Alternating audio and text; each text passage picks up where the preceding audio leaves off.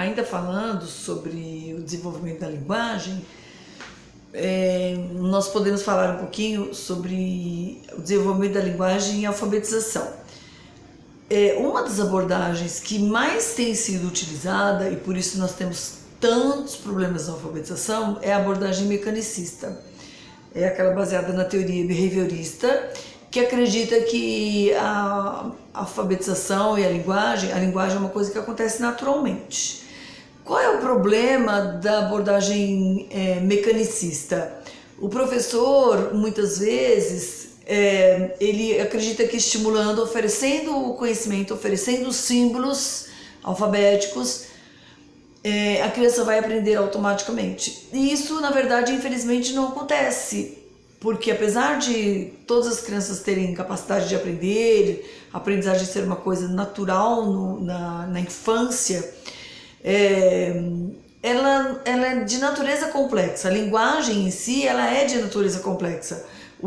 Toda linguagem, ela tem um sistema linguístico que precisa de um processo para acontecer.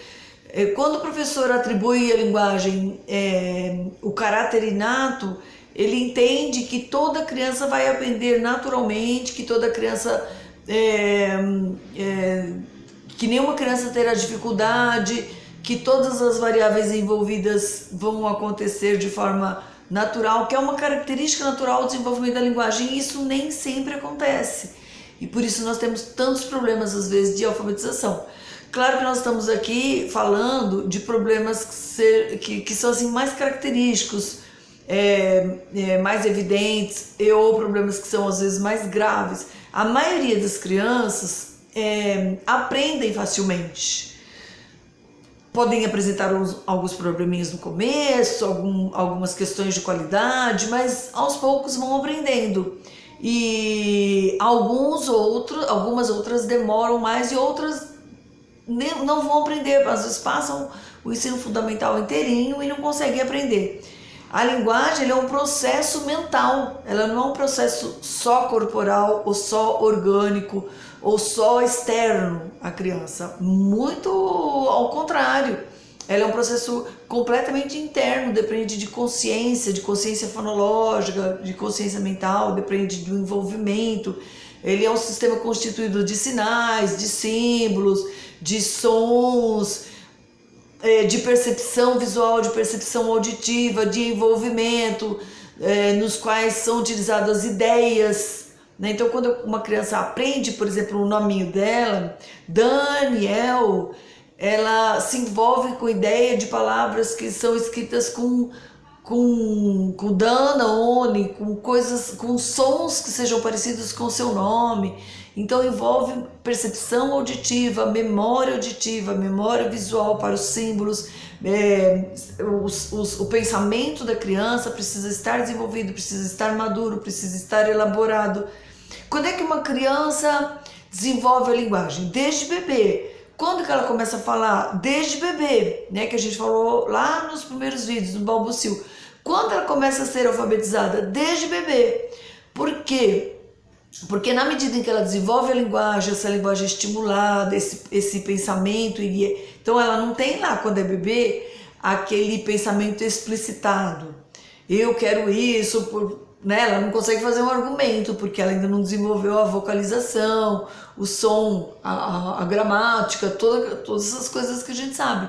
Mas ela vai desenvolvendo o pensamento conforme o adulto com o qual ela se relaciona vai interagindo com ela e vai trocando experiências linguísticas com elas. Por volta de 2 anos, ela já tem isso desenvolvido. Uma criança de 2 anos que teve uma boa estimulação linguística, que teve uma boa interação sociocognitiva, que teve uma boa interação com adultos, com pessoas que falam bem ou com pessoas que interagem linguisticamente com ela. Quando a gente fala, lembrando que linguagem, gente, não é só fala, não é só escrita, que a gente vai ver depois, é tudo, né? É o olhar, é o pegar, são sentidos. Nos 2 primeiros anos, são sentidos. Algumas crianças dessa idade, e às vezes até um pouco antes, já utilizam frases muito bem elaboradas, até com verbos.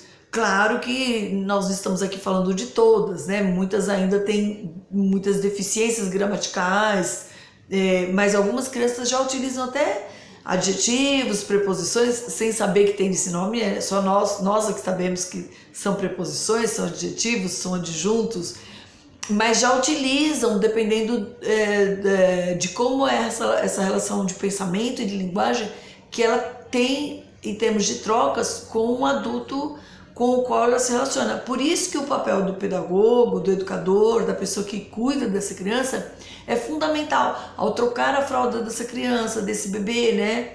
Se ele ainda usa fralda desde bebezinho, ao dar uma mamadeira, ao alimentar essa criança, ao colocá-la no banho, ao colocá-la a dormir. Então essa troca, essa conversa, esse diálogo com a criança o tempo todo pode levá-la a desenvolver fatores determinantes para o seu bom desenvolvimento linguístico, e o contrário também é verdadeiro. Claro que existem aí vários outros fatores que vão interferir, os biológicos, os psicológicos, os sociais, os afetivos, enfim.